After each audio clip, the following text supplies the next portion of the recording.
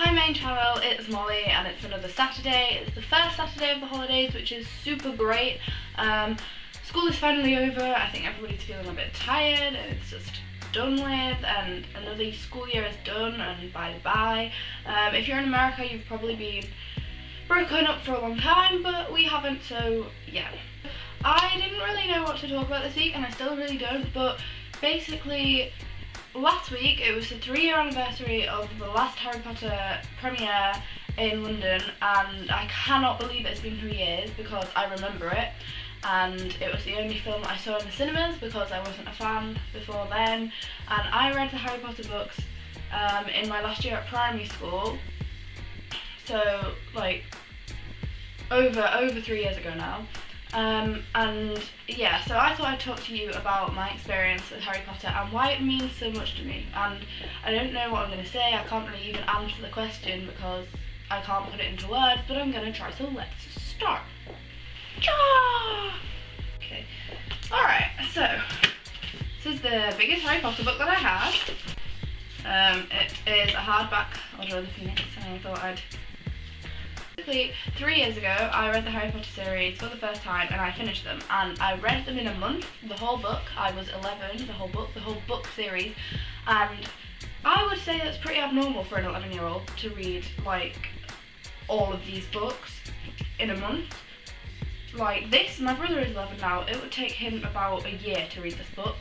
So yeah, anyway, and as soon as I finished them, I knew that I'd found something really special and that it was going to stay with me for a long time, even if I wasn't a massive fan.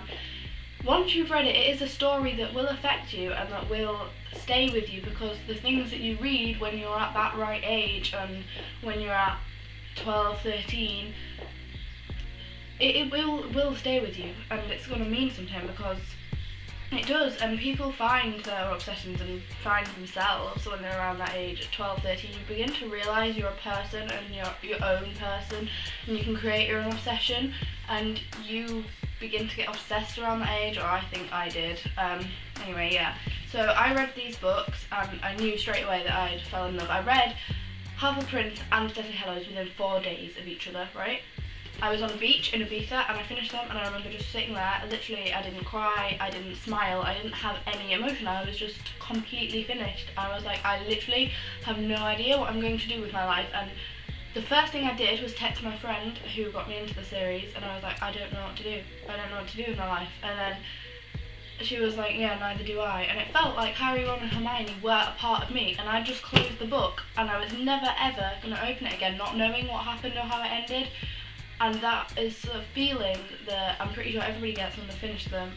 And yeah, and they mean so much to me. And I went and read them again a few months later when I wasn't in the happiest of places really. I just started at a new school, I didn't really like it, so I read them again.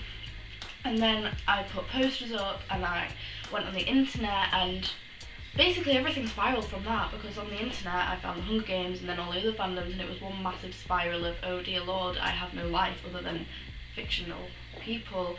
But I wouldn't change it for the world, and these have changed my life, and I don't care what people say. I don't care if this was written for children, and J.K. Rowling herself said that it wasn't written for children. I don't care, really. Like, no, they're not worth my time if they're going to take the mick of these, because these change people's lives. They're not just changed my lives, they haven't just changed like 10 people's lives, they have changed and shaped a generation. Like, we are the Harry Potter generation, and we will be until like forever. We will keep reading these books and read these books to our children for generations to come, and I truly believe that these are going to be some of the best books that the world will ever have seen, really. I don't think another series is ever going to top it. Even just looking at this, once you've read it, you'll know what I mean. You have a feeling, it's a thing, and it's a part of you in each of the character. Everything, so much detail, so well developed. And people are like, I'm not reading the books because they're so fat, and the size has never put me off these books. And if anything, I would read double this. If J.K. Rowling wrote a book that was double this length, I would read it. I don't care how long the book is, I don't know. Anyway, yeah, that's basically it. The Harry Potter series were my first book, love, and will always remain, like, you know, the first series that I read that I enjoyed an excessive amount. And yeah, so that's basically it for this week. If you like this video, give it a thumbs up. If you've read the Harry Potter series, comment below which is your favourite book. Mine is Harry Potter and the Deathly Hallows, just this one was the nearest when I got them out my shelf. I also have 4 copies of each of the books. I have a hardback copy, a original copy, a white copy, and a 15th anniversary copy, so that's fun. Anyway, yeah, give it a thumbs up, and if you haven't read Harry Potter, I strongly recommend with my whole entire heart that you go and read these fantastic books. See you in 2 weeks with a video montage-y thing from Disney World, because I'm going to Disneyland on Monday. Bye!